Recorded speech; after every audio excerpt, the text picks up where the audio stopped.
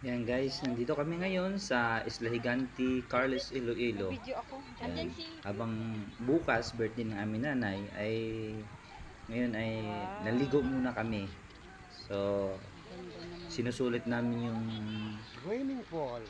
3 at 4 na araw na bakasyon. Yan. Para makawala man lang ng stress na sa trabaho namin sa Maynila. Kaya ito, Walang ano dito?